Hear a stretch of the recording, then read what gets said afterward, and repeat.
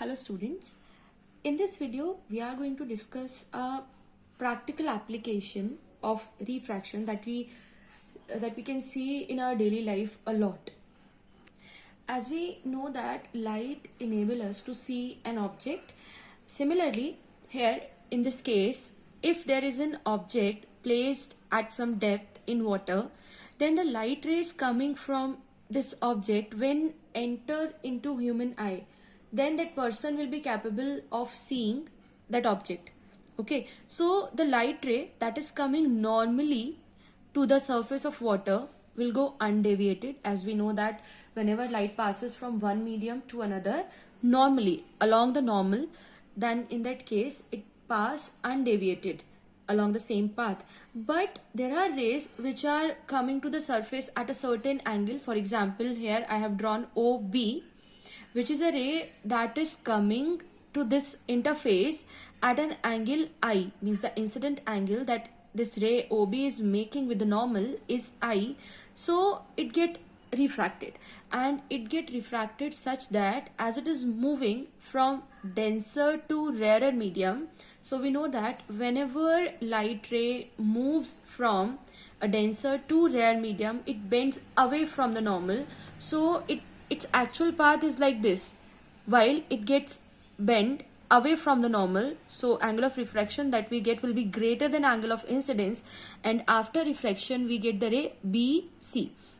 So if a person is observing this object at point D, that person will see this object at its actual depth because the whole distance is covered by the ray. But if a person is observing this object from point C, then the ray entering to the eye of that person is BC, which is appearing to be coming from I, not from O. This ray is coming from O actually, but since it get deviated, so it appeared to be coming from I, and because of that, person will be capable of see the image of the object, not the object exactly. So it seems that the object is placed here, not at this point. Then this depth AI, we call it as apparent depth because it is appearing to the person which is at point C only, but the actual depth is AO. So real depth means the actual depth of the object that we can see from just above that object. उस object के location से just above अगर हम हैं along the normal, only then we can see it at its actual depth, that is called real depth. But if we are at some other point, then the ray coming to the eye will appear to be coming from some other point at a shorter height or a shorter depth. So this depth is called apparent depth. I am marking here.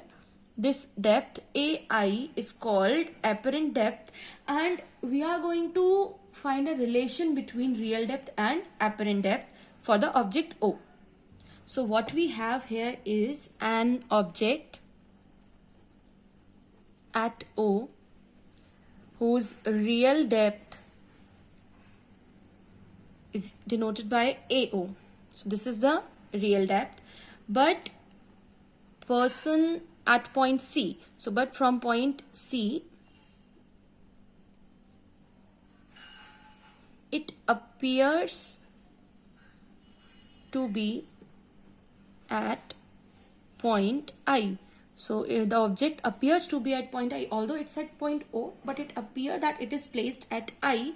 So apparent depth of the object is AI, where I denotes the position of virtual image of that object. This is not real, this is the position of virtual image of the object O. And now we want to find the relation between the real depth AO and the apparent depth AI. इनके बीच का relation हमें calculate करना है. Since refraction is going on, so we are going to apply Snell's law. So by using Snell's law, we can write that since the ray is moving from water to air, so water will act as medium 1 and air will act as medium 2. So we have 1 mu 2 means we have W mu A is equal to sine of angle of incidence upon sine of angle of refraction. Now from the diagram, this angle of incidence is equal to AOB.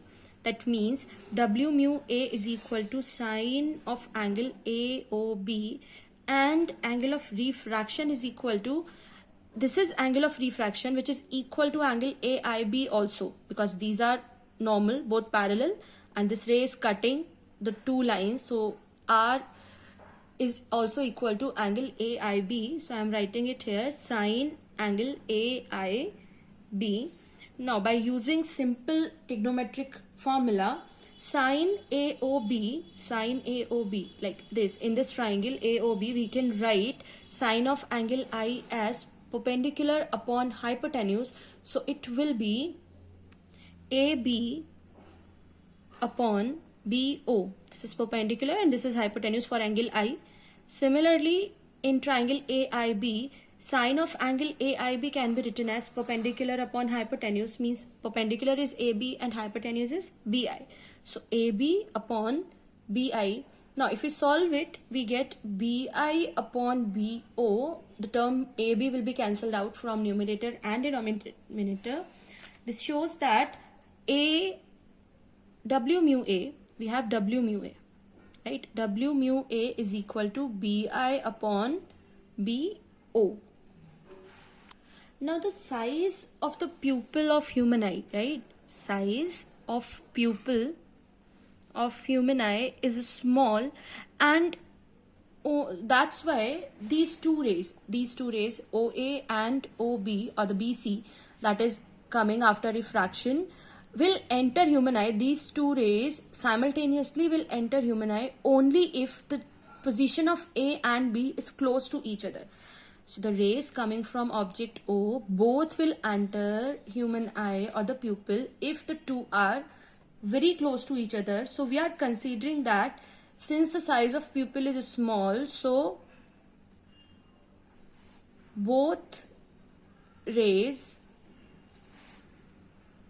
will enter only if B and A are close. Since we are considering that B and A are close, so this AB distance is very small. If this AB distance is very small, then we can write this BI approximately is equal to AI. If this distance is very small, then BI approximately is equal to AI and BO approximately is equal to AO.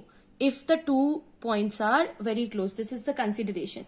So I am writing here that BI is approximately is equal to AI and BO is approximately is equal to AO. So from this relation, W mu A will be AI upon AO, right?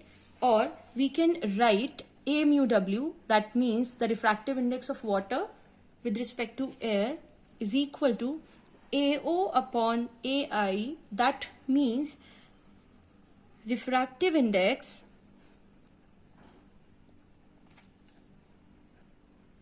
is equal to, AO was the real depth and AI was apparent depth. So this is the relation between real depth and apparent depth, and we can also state it like apparent depth, that we wanted to find that apparent depth is equal to real depth upon refractive index. This is how we can find the apparent depth of an object in the medium.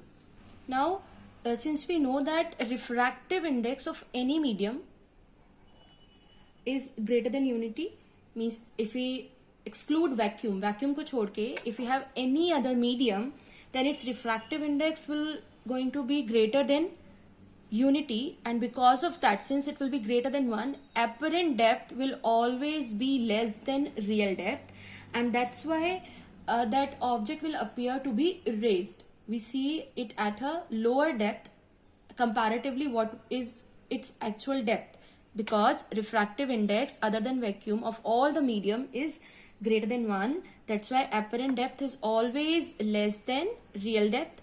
Now there come a new term called normal shift. So this is normal shift, means your object was actually here and it appeared to be at point I. So this shift is called normal shift and we denote it by small d. So we can calculate this normal shift by taking the difference of real depth and apparent depth that we are going to do now.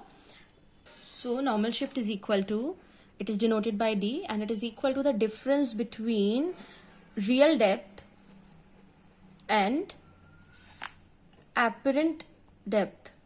That means real depth was AO and apparent depth was AI.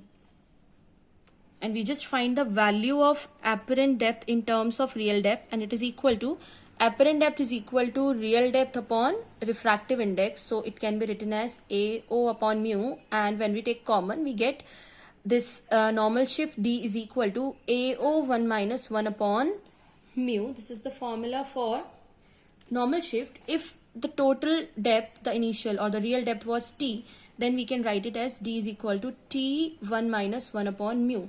So this was the mathematical formula for normal shift, and we can define normal shift as the height through which, it is the height through which an object appear to be raised.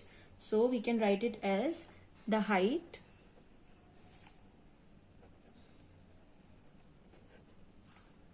through which an object appears to be raised in a denser medium. It only happens when the object is in denser medium and we are viewing it from a rare medium. So it appeared to be raised in a denser medium by some height, and that height is called, this is called normal shift. Okay, this is the definition for normal shift, the height raised or the shift in the location that appears to us because of the denser medium, that is called the normal shift, and it is equal to the difference between real depth and the apparent depth of that object. So that's it for